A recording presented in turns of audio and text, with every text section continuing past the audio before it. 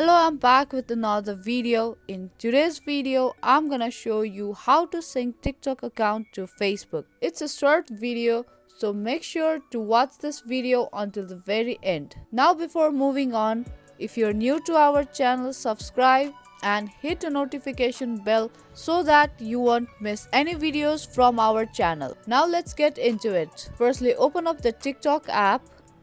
Now from your For You page, head over to the profile at the bottom right of your screen. Then tap on hamburger icon on the top right. And again tap on settings and privacy. Now tap on the second option, privacy. Now in the privacy section, you can see sync contacts and Facebook friends option. Tap on it.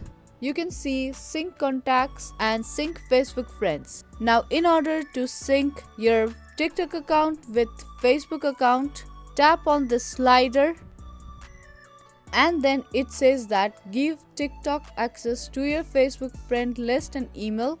This will be used to improve your experience, including connecting you with your friends and personalizing your ads. Now tap on OK button to sync your TikTok account to Facebook. And the next step, to sync your TikTok account and Facebook account, tap on continue button.